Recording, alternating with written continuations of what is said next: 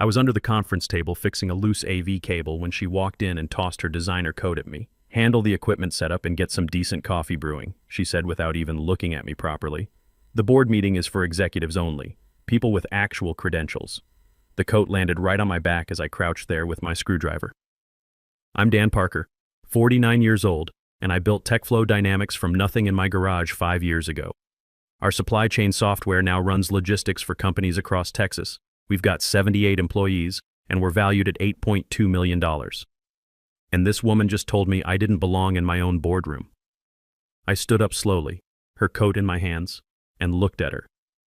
Tall, perfectly dressed, with that kind of confidence you get when nobody ever questions if you belong.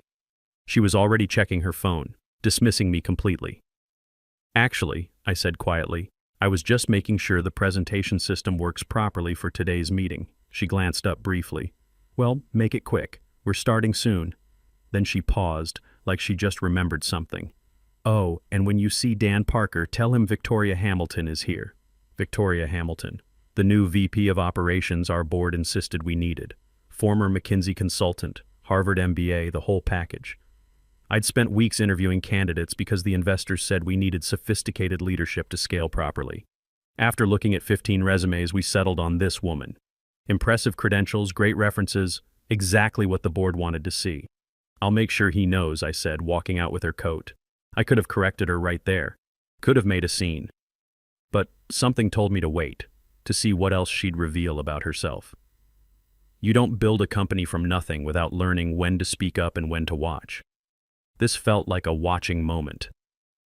I went to my office, hung her coat in my closet, and texted my cousin Andy. He's been our operations manager since day one, back when we were just me and 2 guys coding in my garage. "Meeting in 5, bring the quarterly projections to the boardroom." Then I texted Patricia Davis from Vertex Capital, running a few minutes late. "Please have everyone take seats." I took 3 minutes to think it through. What did this tell me about her? In my experience, how someone treats people they think are below them tells you everything about their character. And Victoria Hamilton had just shown me hers.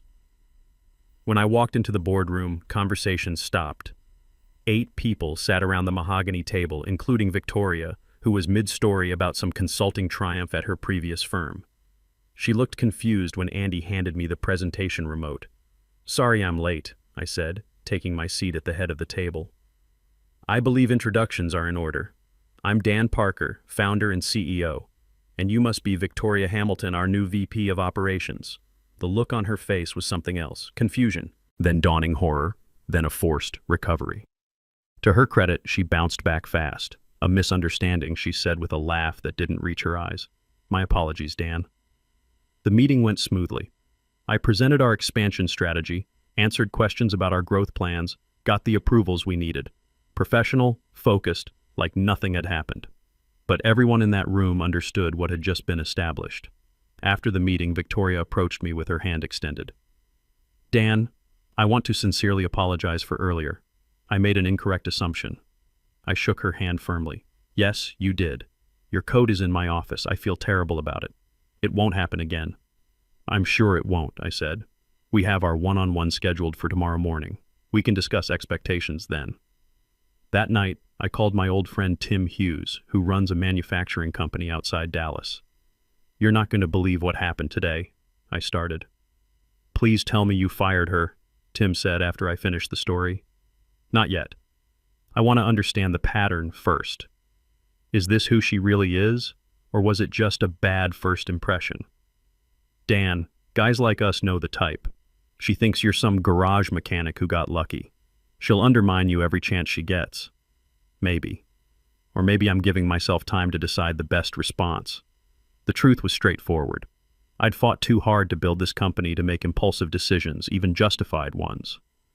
Firing our brand new VP without documenting a pattern would create board problems I didn't need. But more than that, I wanted to understand exactly what kind of problem I was dealing with. The next morning, Victoria arrived 5 minutes early for our 9 a.m. meeting, knocking on my door with uncharacteristic humility. "Come in," I said, gesturing to the chair across from my desk. "Coffee?" "No, thank you," she replied, clearly uncomfortable. I studied her for a moment.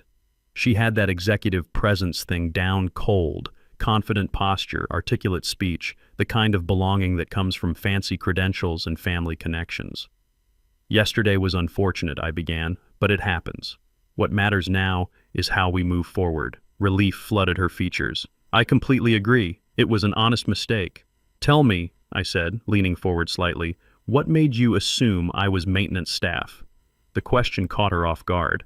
I was expecting the CEO to be in the boardroom already, I suppose. The meeting wasn't scheduled to start for another 20 minutes. Right. I just made an assumption. It was wrong and I apologize. For the next hour, we discussed her onboarding plan, responsibilities, and immediate priorities. She was engaged, offering thoughtful insights about operational inefficiencies she'd already noticed. Had yesterday been simply an unfortunate first impression? Over the next 2 weeks, the answer became clear. It wasn't. In our first executive team meeting, she interrupted our marketing director 3 separate times, talking over her presentation about our Q4 campaigns. But when Scott Murphy from engineering spoke, Victoria listened attentively, taking detailed notes and asking thoughtful follow-up questions. During client calls, she routinely directed technical questions to male team members, even when I was clearly the most qualified person to answer. She'd lean forward, gesture toward one of the guys, and say something like, "Scott can probably give you the technical details on that integration." In one particularly obvious moment, she stepped in front of me to shake hands with a potential investor from Dallas, positioning herself as the primary contact. "Victoria Hamilton, VP of Operations," she said with a bright smile. "I'll be your main point of contact moving forward." Each incident was subtle enough to seem accidental if you weren't paying attention. But I was paying attention. I started keeping notes. Date, time, witnesses, exactly what happened. Old habit from my engineering days. Document everything, analyze the patterns. The pattern was clear. Victoria treated men as competent professionals and women as support staff. She treated people with fancy degrees as equals and people without them as obstacles. Most telling of all, she treated me like someone who'd gotten lucky instead of someone who'd built something. Then came the strategy session where everything clicked into place. We were discussing our enterprise sales approach when Victoria leaned back in her chair, interrupting our sales director mid-sentence. "What we really need," she announced, "is to pivot toward larger clients. The current approach is too fragmented for companies at our stage." This directly contradicted the strategy I'd outlined the previous week, the one that had been working for us for 3 years. "Interesting," I said evenly. "What data are you basing that on?"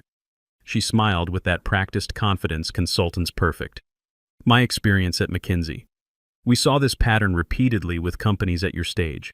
She'd almost said your stage again, like she was observing us from above instead of being part of the team.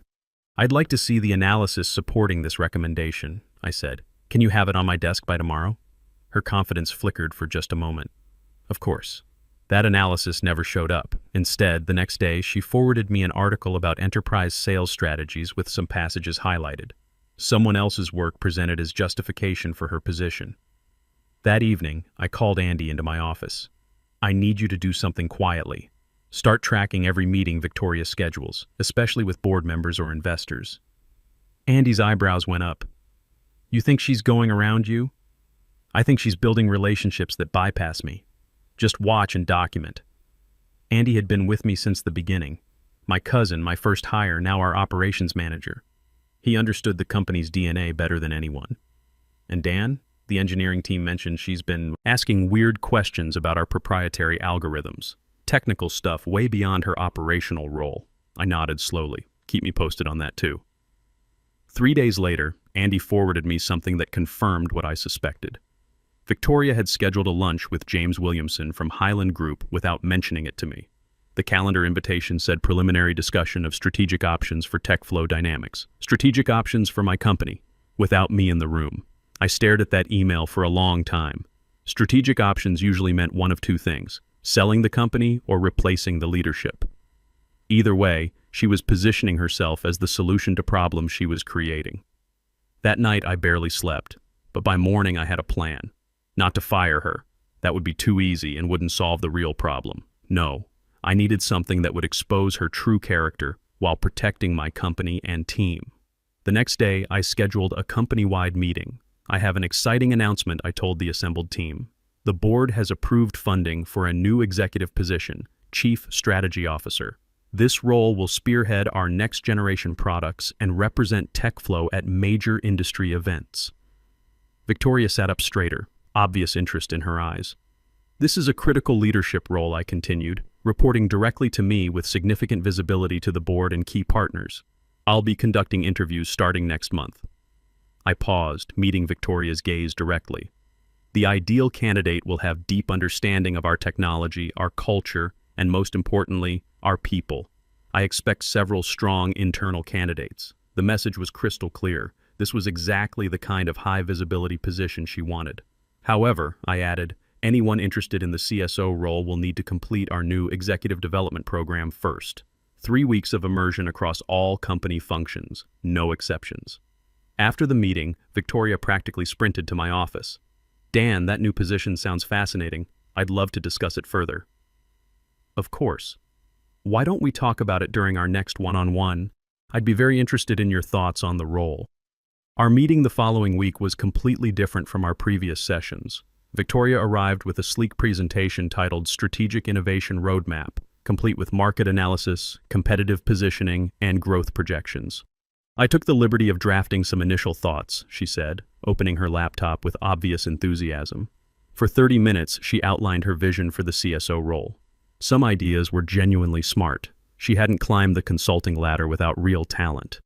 Others showed she fundamentally misunderstood what made our company successful. This is thorough, I said when she finished. You've clearly put serious thought into this. I believe I'm uniquely positioned for this role, Dan. My consulting background gives me the strategic perspective, while my time here has given me operational insight. About that executive development program, I said, sliding a folder across the desk. Here's the detailed curriculum. She opened it and scanned the contents. Her enthusiasm dimmed as she read. Week 1, Warehouse and Shipping Operations, Customer Service Rotation. Week 2, Technical Support, Quality Control Processes. Week 3, Facilities Management, Administrative Functions. She looked up, trying to hide her dismay. This seems quite extensive for someone at my level. It's comprehensive, I corrected, and absolutely required for the CSO position. Whoever takes this role needs to understand our business from the ground up, not just strategy, but actual implementation. I watched the calculation play across her face. 3 weeks of work she clearly considered beneath her versus the prestige and visibility of the new title. When would this start? She finally asked. Next Monday. Monday morning, Victoria showed up to our warehouse wearing a business suit and heels. Our warehouse manager, Carlos, took one look at her outfit and shook his head. We'll need to get you some safety gear, he said. Steel-toed boots, safety vest. Can't have you on the floor dressed like that. Victoria's smile was strained. I'm just observing today, learning the processes. Nope, Carlos said firmly. Dan's instructions were clear. You're working alongside the team, not watching from the sidelines. By 10 a.m., I was getting reports. Victoria spent most of her time on phone calls, claiming urgent matters that required her immediate attention. When she did engage with warehouse operations, she asked questions like, how long until this process is automated? And, what's the ROI on manual sorting? Carlos pulled me aside at lunch. She's not learning anything, Dan. Keeps talking about efficiency improvements and asking when we can replace people with technology. The team's picking up on it. Tuesday wasn't better. Victoria showed up for customer service training but spent the morning in the conference room on video calls. When our customer service manager, Lisa, tried to get her to actually take support calls, Victoria said she needed to understand the strategic overview first. She took exactly one call, Lisa reported to me that evening. Customer had a simple billing question. She transferred him to 3 different people before someone could help him. Then she said the whole system needed to be streamlined. Wednesday morning, I found Victoria in the executive conference room on yet another video call with someone I didn't recognize. When she saw me, she quickly ended the call. Victoria, you're supposed to be with the engineering team this week. Dan, I need to be realistic about time management. I can learn what I need about these operations without spending every hour on the floor. There are strategic matters that require attention. What strategic matters? She gestured vaguely. Market research, competitive analysis.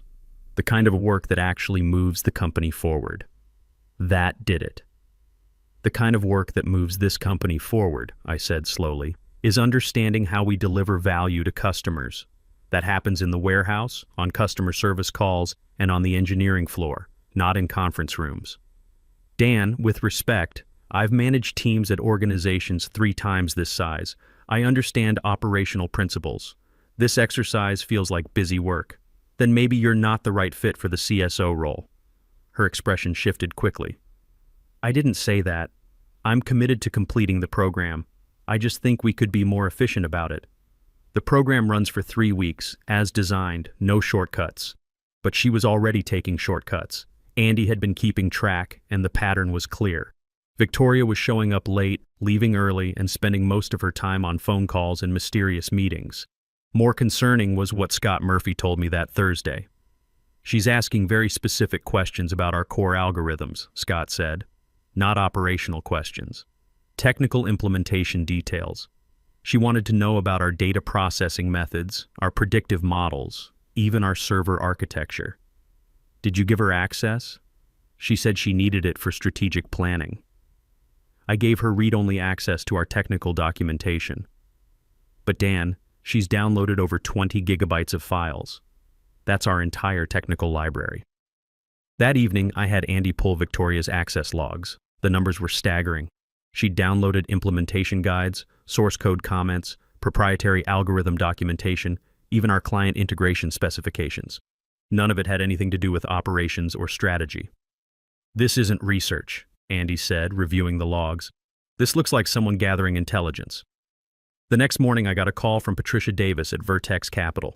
Dan, Victoria reached out requesting a private meeting to discuss some concerns about operational direction. I wanted to give you a heads up before I respond. What kind of concerns? She mentioned gaps in technical leadership and strategic vision. Said she had some recommendations for addressing them. My blood pressure spiked.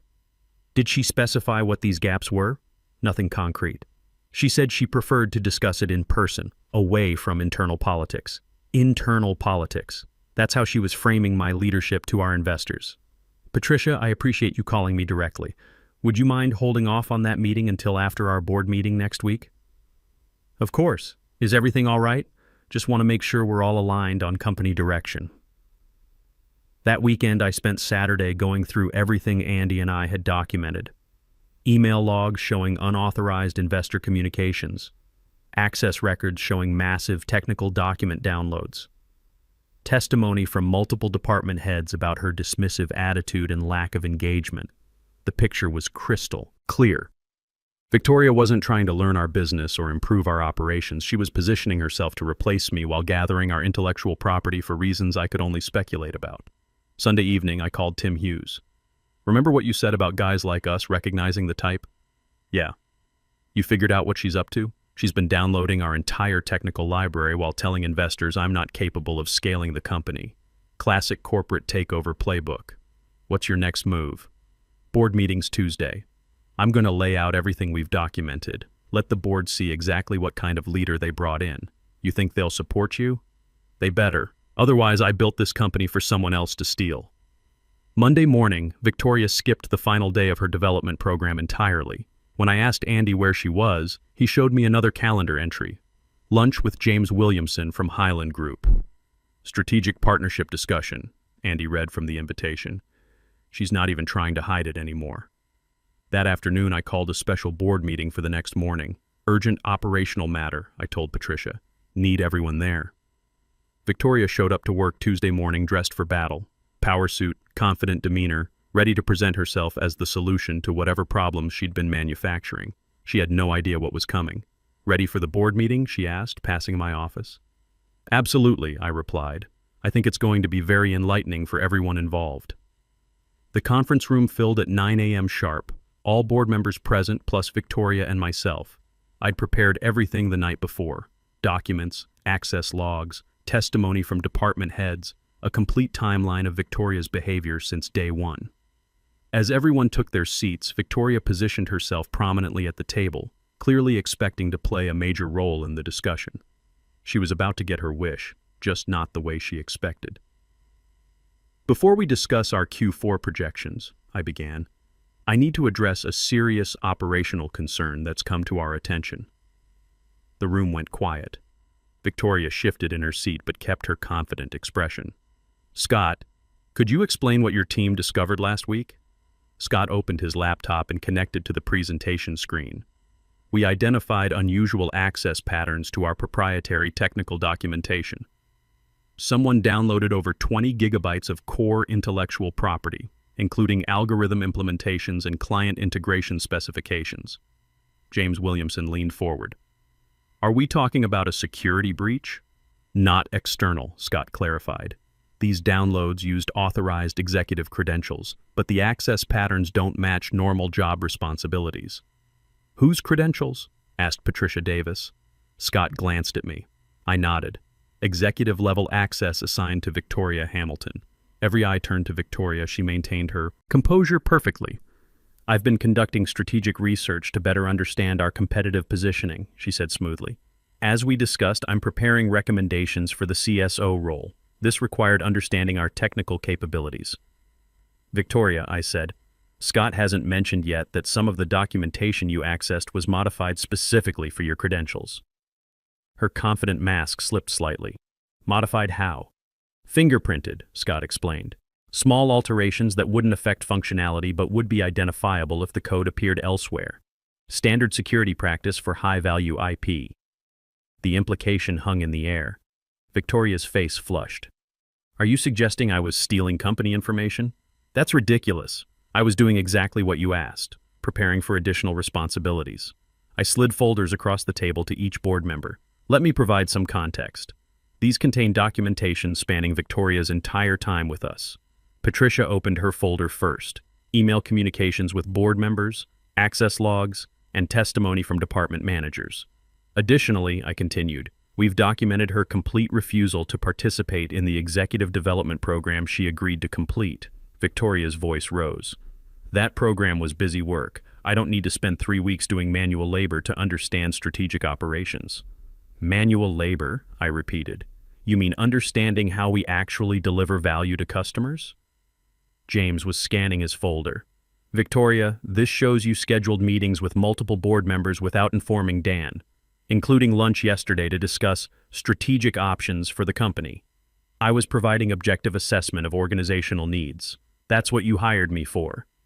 No, Patricia said firmly. We hired you to strengthen operations, not to evaluate leadership behind the founder's back. Andy, who'd been silent until now, spoke up. I can provide additional context. Victoria consistently arrived late to development rotations, spent most of her time on phone calls, and showed no interest in learning our actual processes. When our warehouse manager tried to engage her, she asked about replacing workers with automation. Our customer service team reported similar issues, I added. She took exactly 1 support call in 2 days, transferred the customer to 3 different people, then declared the whole system needed overhauling. Victoria stood abruptly. This is character assassination. You're threatened by someone who actually understands how to scale a business. You can't run a company like a garage forever. The room went dead silent. Like a garage? James repeated slowly. Victoria realized her mistake immediately. I mean, the operational approach needs sophistication to reach the next level. The next level of what? Patricia asked. We're profitable, growing, and our clients love us. What exactly needs fixing? Market positioning, competitive strategy, professional management standards. Victoria was flailing now. Companies at this scale require experienced leadership with proper credentials. Proper credentials, I said quietly. Like yours? Yes. Harvard MBA, McKinsey experience.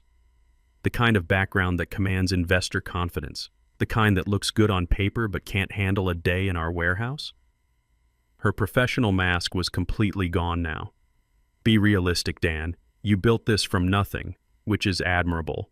But scaling requires different skills. Skills you don't have. Patricia closed her folder.